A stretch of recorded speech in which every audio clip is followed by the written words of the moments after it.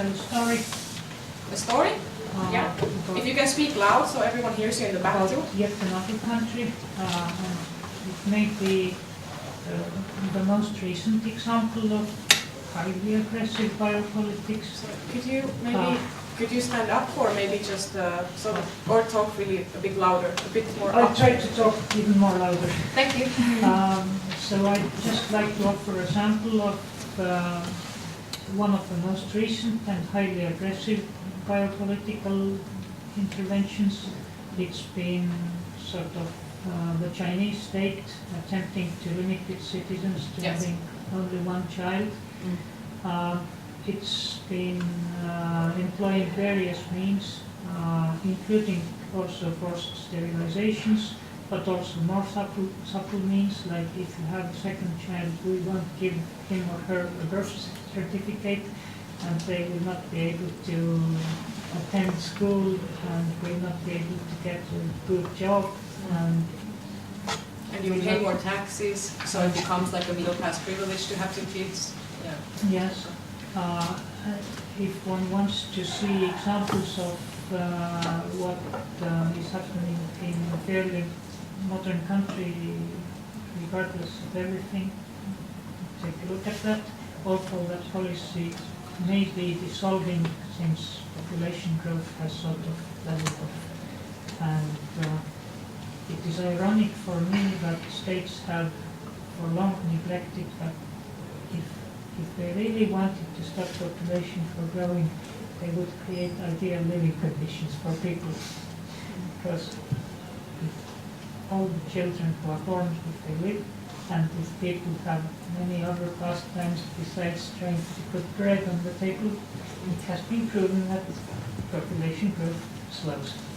Yeah, exactly. Yeah, this is really like in terms of like global economies, this is really like a very hierarchical system, in the sense that if you look at sort of what people fight for here, I know that there's a lot of there's discussion about abortion going on at the moment. It was a big discussion in Poland during the past few months and last year as well. So you have these parallel struggles where some people are struggling in order to decide whether they want to have children or not, and they maybe do not want to have children, and then there's others who do, but because they are not living in the westernized countries, because they are poor or they are not white, they're sort of them giving birth is seen as a problem, and it's seen as a sort of a statistical population problem rather than a personal problem. You see what I mean? So, and then I mean, China is a really good example of this really harsh politics and how it has affected like so many families there. And it's not so much talked about, I guess. Thanks for the talk. You said about biopolitics in the nation state, nation state, but maybe you could compare or bring examples about biopolitics in federalistic society, federal state. Yeah. Yeah, definitely. I mean, when I speak about, the reason I chose to talk about the nation state is because it has to do with nationalities, and nationalities have to do with nationalism. And I don't mean nationalism only as something patriotic, something as like inherently racist, like an openly racist sort of hateful speech or anything like that. I mean nationalism as something a bit wider, something that like consists of the idea that people form nations, and like when it means that history and politics and all these things are going to be looked at through a nationalist lens, no matter whether you are a nationalist or not, because that's how things function. And that's like a really new institution, and I think that's brought like a new level of control and like a more nuanced and a little bit more subtle control to this. It doesn't mean that no population sort of control happened before, of course. And if you look at, for example, well, the change, if you look at feudal like times in Europe, there's like the church was a really strong institution, and it was sort of existing parallel, And a part of the legitimacy or part of the sort of justification of the king's or emperor's power came from this idea that they are also somehow like religious leaders, and a lot of this, and like ordinary people's idea of what the law consisted of was that it also kind of came from God, and it has this like, it's like a triangle of power in that sense. And this whole system started to sort of shift into more like a scientific direction and into a more medicalized direction in terms of like how sexuality and gender were understood, for example. Like if you look at sodomy, which is like a taboo that goes very far in history, like anal sex, like the taboo goes really far in history, then that was something that like it has like a biblical Christian roots and background. But then if you look at how sort of that was something that was seen as terrible and coming from Satan and ungodly as an act, and then that starts to shift, like in the 1700s, especially Western Europe, it starts to shift towards homosexuality being a pathology, being an illness. So this identity and that person being like psychological, like being psychiatry, like being in psychiatry, being ill sort of mentally, and that really sort of shifts the focus from the praxis and from the act to that person who is being pathologized, and it creates this entire new minority of homosexuals who sort of, I mean, I guess you could say didn't exist before, in terms of like there was no such thing as sexual minorities. There was just things that were sort of common and okay, and then things that were a little like looked down upon or like a little bit afraid of or seen as ungodly somehow.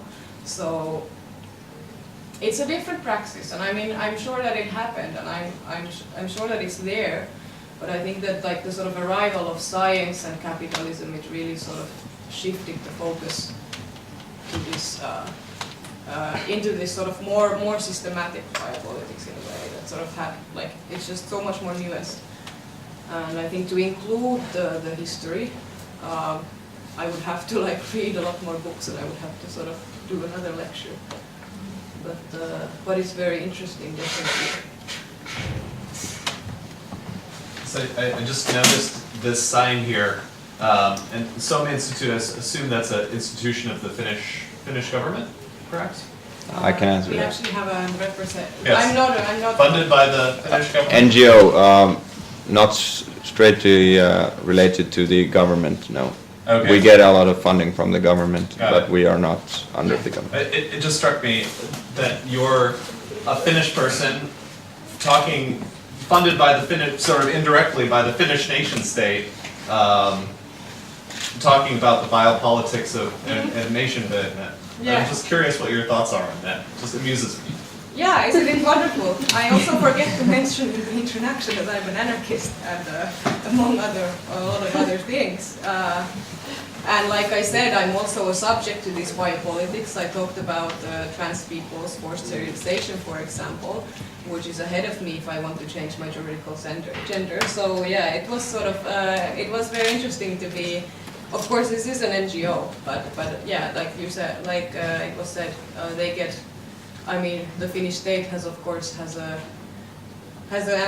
agenda in funding the institute in Estonia to promote some kind of Finnish culture, I suppose. So yeah, it was very sort of. So yeah, I don't know. Like, I mean, I got my travel costs covered. That was nice. But yeah, it was definitely sort of. I don't know if it's contradicting. I think it makes it even more sort of, you know, I think it brings another level to it. So Can you please tell more about it? Like, what was the discussion? Because you got the sign and all. yeah, we had to send the presentation of what I was going to talk about and then apply for this, and then they said, yeah, sure, you can do it. No, I think this is one of the one of the best discussions we're actually funding under this project. Just because it shows the diversity of Finland today. I mean, it's not. I would not like our NGO or our organization or anything be like forcing the one picture of Finland as a perfect nation. Of course, it's not a perfect nation, and people are.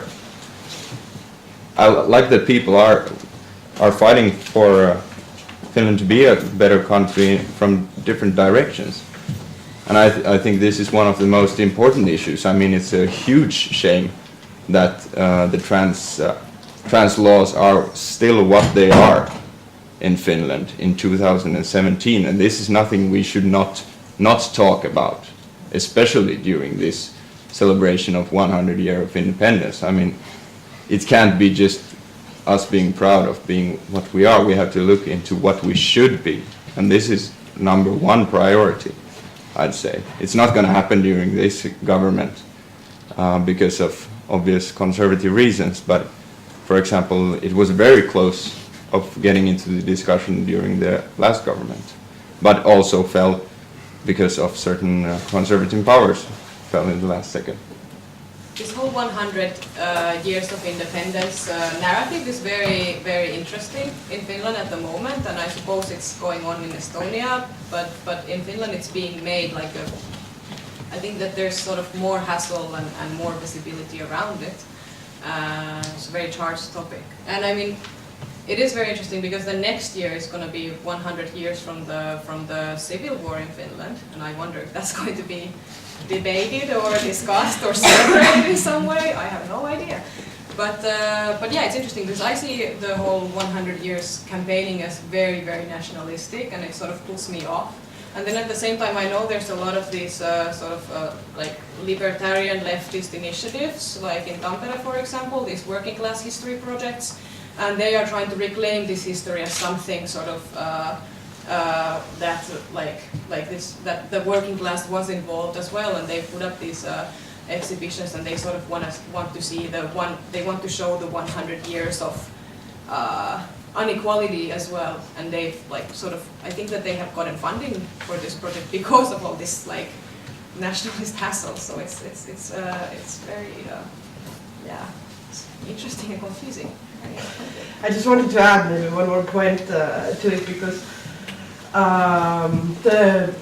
maybe there's also a sort of sense of continuity in this. If we think back to the fact that the independence of Finland became possible due to revolutionary politics in Russia. So it was Lenin who signed this decree, and I think we should be very aware that it is thanks to leftist politics that these nation states exist that emerged in 1918, and from that sense it completely makes sense that leftist politics should be also supported in the frame of celebrating those events. Yeah, well, I think that there's very diverse opinions of that, but definitely 100 years ago it was both working class and like a bourgeois initiative to the independence. But to go back to you had something to comment or ask? Yeah, there's something to comment. There is a documentary about eugenic biopolitics in the United States. It is made by the Ebony Channel. Ebony Channel is a channel of the black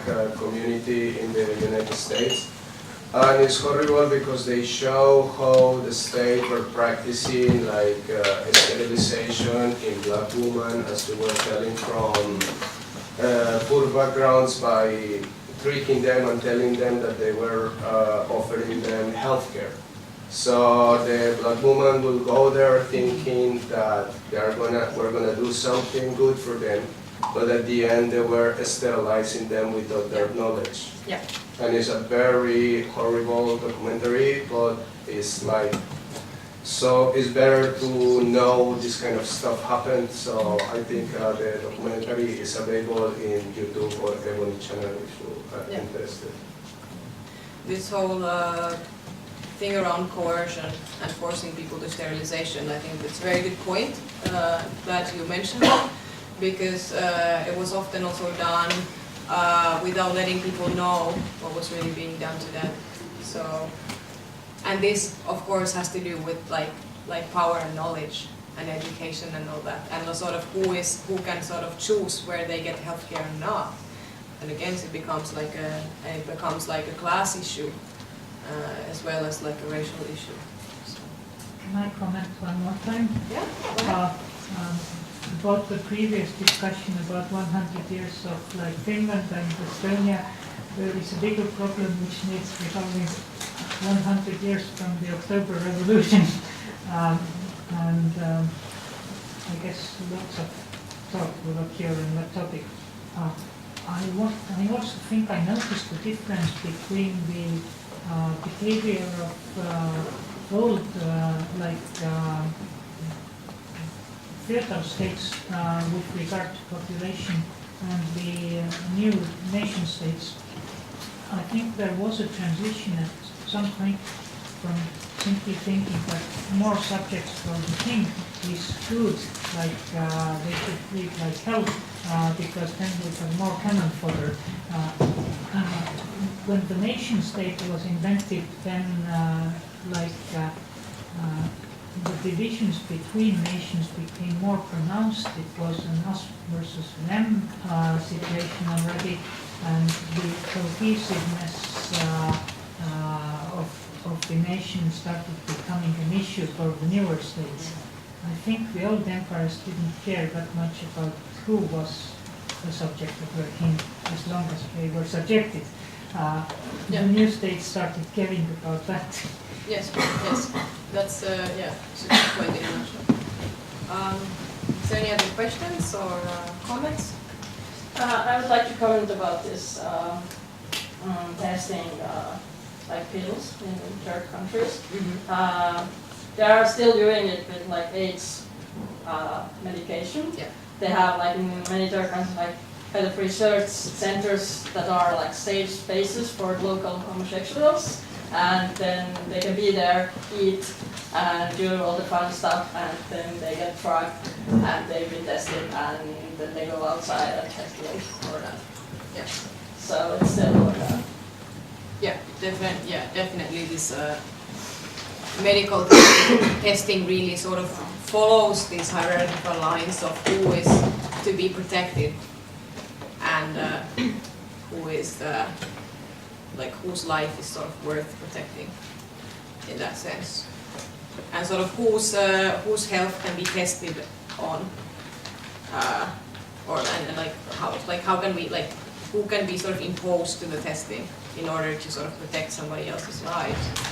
So it's still ongoing, and actually like HIV positive people are like one group, at least in the US, for example, one group that have faced this and like who were sort of included in this eugenics politics. So like a very stigmatized group as well, just like all the others. So thank you for that. I suppose we're out of time soon as well. If there's if there's still points, if it's okay. Yeah, we're out of time, but if Okay. there's any hot questions more, then this is the time, guys. Okay, So last I point? have Yeah.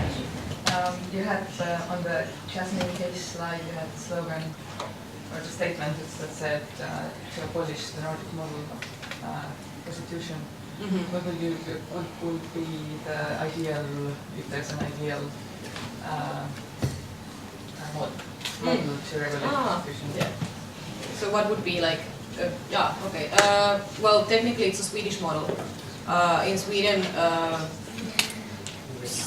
selling of sexual services is even more controlled than in Finland, but and like I mentioned, in Finland there's like it's a reason, for example, to stop people from coming into the country. In Finland there's the problem is that the person it's illegal to purchase sexual services or sell them in public places, so in the street. That's something that you can be fined for, and then also like entering the country is another thing. The problem with the like it's not a crime in itself, but it's like järjestyslaki. Yeah, exactly. Yeah, it's this like public disorder or something. Does järjestyslaki ring any bells in this? No. Okay. Yeah, it's like public order. It's like a special public order So the sort of cops can legislation. choose if they want to find that Yeah, activity exactly. or not. Yeah, exactly. Same as drinking in public, for example, is under that same. Can I ask is the question what's the speaker's opinion was the best model or what sex workers regard as the best model? I don't know if it's a same answer Or the same, but like the question is like what's the best model for whom? For the state, for the people, for I think I know the answer of what sex workers want is this decriminalization, right? Yes, that's what the sex workers' rights organizations, basically worldwide, are asking for, is decriminalization. So yeah, I don't know if you were asking for my opinion, but I guess the Swedish problem, like the Swedish model, the problem really is like it's stigmatization, control, and the fact that it's being justified by saying that, oh, but we are not criminalizing sex work, we are criminalizing buying sex. So what it does to sex work is it criminalizes the act, even if the sex worker is not going to be punished for that. It makes the conditions where they work a lot more unsafe. And for example, in Finland, there's like this whole trouble around pimping. If you profit from somebody doing sex work, for example, by renting a space for them to do the work, which is like if I want to put up a shoe shop, then someone's going to profit from me renting a space where I sell the shoes, you know. So that's kind of like a common practice of trade in a capitalist society. But when it comes to sex work, that's a bit more complicated, and there's problems with it because it can sort of it can be seen as a pimping practice. So there's a lot of problems that sort of stigmatize and make the work a lot like unsafer. And the Swedish model, it has, I think that some conservative feminists think of it as like an ideal model. And then when you look at the statistics behind it and sort of what's being, the statistics show that it has decreased the amount of sex work happening on paper in the streets, but it doesn't mean that there's less sex work. And also it kind of assumes that sex work in itself is so bad that it should be decreased, which also tells that there is already an agenda there, which is not to protect the sex workers, but to stop them from doing sex work. You know?